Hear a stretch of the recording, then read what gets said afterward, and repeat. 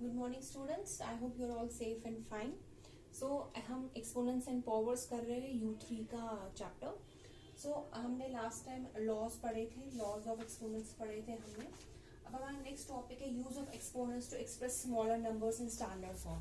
मतलब हमारे पास कुछ नंबर्स होते हैं, उनको हम स्टैंडर्ड फॉर्म में कैसे दिखाएंगे. ठीक है, हम सीधे एक्सरसाइज पे आएंगे. आपको थोड़ा सा यहाँ पे दिया भी गया है.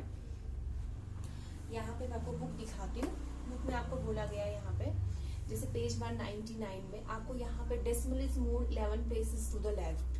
मतलब डेसिमल कहाँ मूव किया गया है? Left side. मतलब ये डेसिमल है, इसका ये साइड क्या हो गया? Left side. ये डेसिमल का कौन सा हो गया? मतलब this is your decimal, this is decimals left side and this is right side. ये लेफ्ट साइड होता है, ये राइट साइड होता है. जब डेसिमल क्या होता है अब वो मैं नेक्स्ट में बताती हूँ आपको.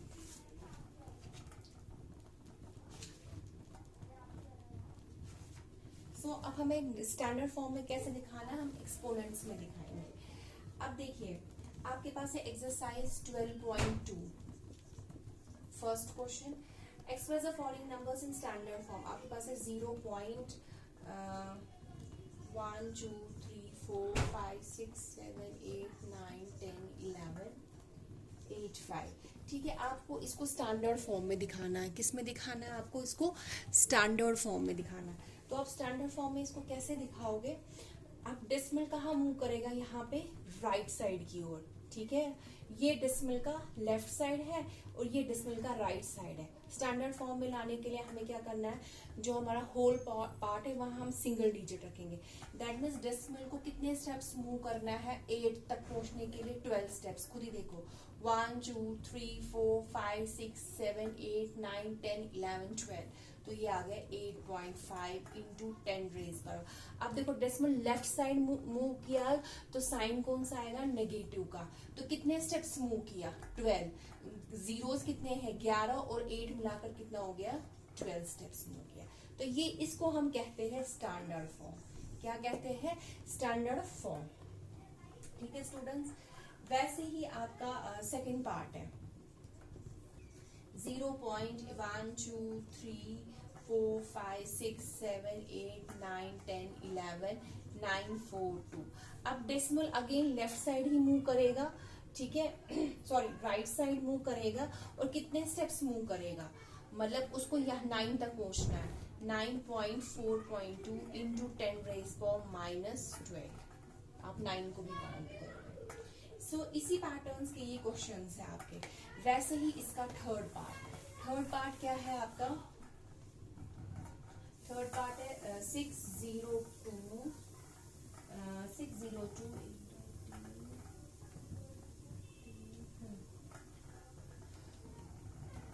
1 2 3 4 5 6 7 8 9 10 11 12 13.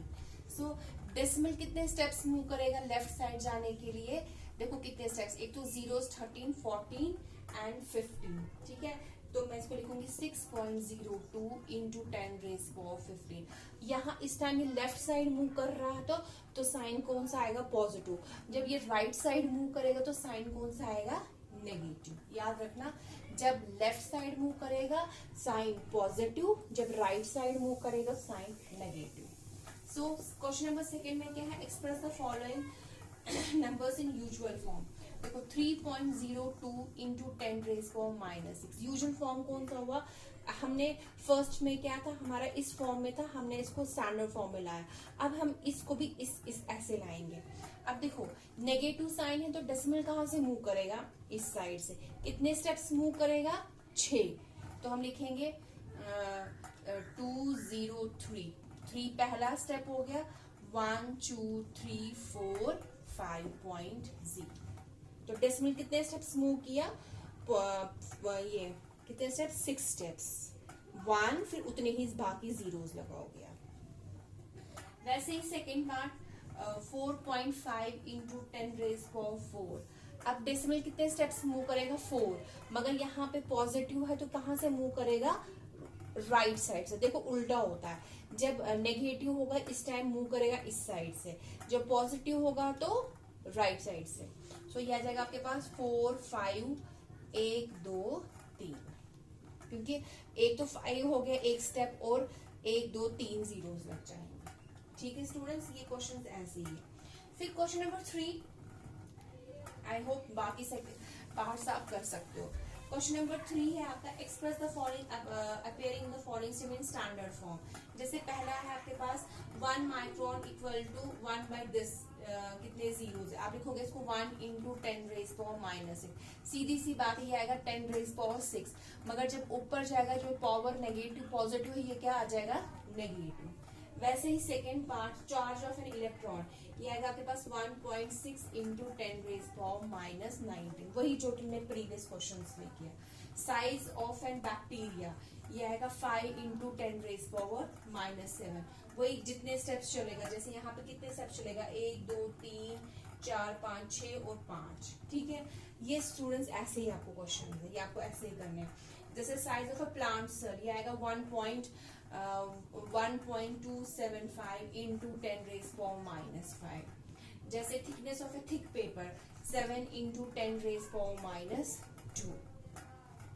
अब आपको क्वेश्चन, लास्ट क्वेश्चन इस एक्सरसाइज का, आपको बोला गया है एक स्टैक है, मतलब बुक जहां पे हम रखते हैं, वहां 5 बुक्स ईच ऑफ थिकनेस है 20 mm।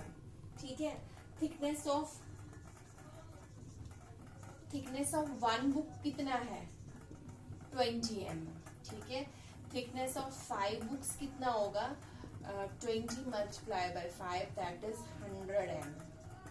ठीक है स्टूडेंट्स, फिर है आपको बोला गया है and 5 paper sheets each of thicknesses, अच्छा थिकनेस ऑफ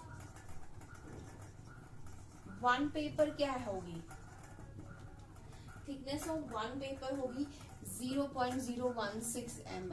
तो कितने पेपर्स है, 5 पेपर्स, सो 0.016 मल्टीप्लाई बाय 5, सो वो आपके पास कितना आ जाएगा, 0.06 multiply by 5, that will be 0.080 mm।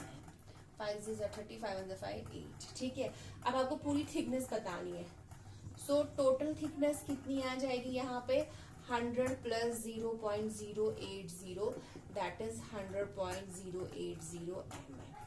ठीक है students, that's all, this finishes your chapter exponents and powers. तो ये इसी बेसिस पे था, इसमें लॉज थे, दैट आर वेरी इंपॉर्टेंट। और आपको यहाँ पे एक और कॉन्सेप्ट दिया गया कि हम क्या कर सकते हैं, हम कैसे स्टैंडर्ड फॉर्म में चीजें ला सकते हैं। ठीक है students, now next chapter is your unit 3 ही आपका है, direct and inverse proportion. Let's talk about first of all direct proportion क्या होता है।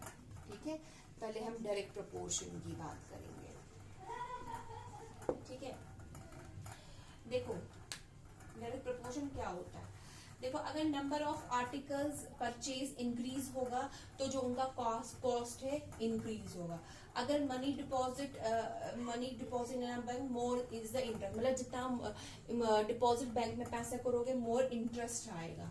ठीक है, ये आपका आ गया डायरेक्ट प्रोपोर्शन। अब डायरेक्ट प्रोपोर्शन जनरल में क्या होता है, we find as a value of x increases, value of y also increases. So in such case ratio of x y does not change, it remains constant, hence we say that x and y are in direct proportion if x by y, मतलब direct proportion में क्या होता है, ये आपकी दो values होती है, x1 y1 equal to x2 y2, मतलब कि अगर x की वैल्यू इंक्रीज होगी y की वैल्यू भी इंक्रीज होगी, वाइसी वर्सा। अगर x की वैल्यू डिक्रीज होगी y की वैल्यू भी डिक्रीज होगी।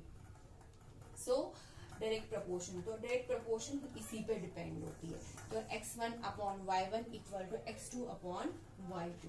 सो अब मैं आपको डायरेक्ट क्या करती हूँ, आपको एक्सरसाइज पे लेती हूँ, उससे आपको ज्यादा समझ आएगा। जैसे आपको है following are the cars parking charges near a railway station, check if the parking charge are direct proportion to the parking time. क्योंकि जैसे जैसे घंटे बढ़ते जाते हैं वैसे वैसे क्या हो रहा है, वैसे वैसे उसकी जो पार्किंग के चार्जेस है वो भी बढ़ते जा रहे हैं। अब देखो मैंने कैसे बनाऊंगी इसको मैंने लिखा टाइम टेकन, इसको मैंने रखा x और पार्किंग चार्जेस, इसको रखा y। अब देखो 4 घंटे का क्या रुपए है 60, वैसे ही 8 घंटे का कितना है 100, वैसे ही 8 घंटे, फिर 12 घंटे, फिर 24 घंटे, उसमें कितना है 140 180। ठीक है।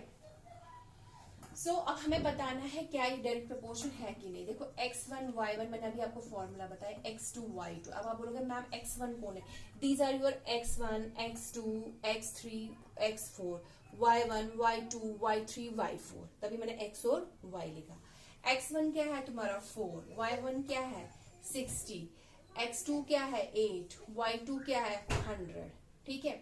2 2 जा 4, 2 30 जा, 2 1 जा 2 15 जा, 2 4 जा 8, 2 50 जा, 2 2 जा 4, 2 25 जा। और किसी से होगा इसमें 2 4 जा 8, 2 50 जा, 2 2 जा 4, 2 25 जा। ठीक है।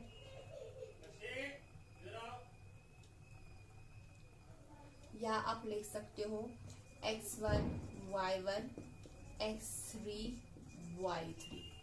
सो अब देखो आपका मैं लूंगी 4/60 और 12/140। 2 2 जा 4, 2 30 जा, 2 1 जा 2 15 जा, 2 6 जा 2 20 जा, 2 3 जा 2 10 जा। सो अब आप नोटिस कर रहे हो जब भी मैं कैंसिलेशन कर रही हूँ मेरे को वैल्यू सेम नहीं मिल रही है। जैसे यहाँ पे 2/5 मिली, यहाँ पे 3/10 मिली। क्या ये डायरेक्ट प्रोपोर्शन है? सो अब हम कह सकते हैं ये डायरेक्ट प्रोपोर्शन नहीं है। Check if the charges are in direct proportion to the marking time. तो ये डायरेक्ट प्रोपोर्शन में नहीं है। कैसे नहीं है?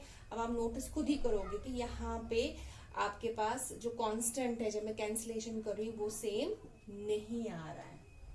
ठीक है। आपको मैं एक एग्जांपल देती हूँ, जैसे कि एक सिंपल एग्जांपल कोई होगी यहाँ पे आपका।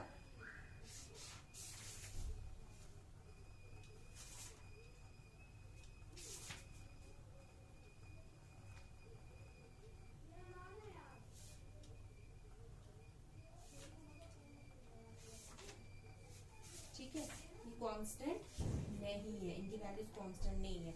अब इसी का मैं सेकंड क्वेश्चन लेती हूँ। ठीक है। सेकंड क्वेश्चन देखो कैसे है। A mixture of paint is prepared by one part of a red pigment with 8 parts of base in the following table. Find the parts of the base needed to be added. We will do in next class now. Thank you and have a nice day.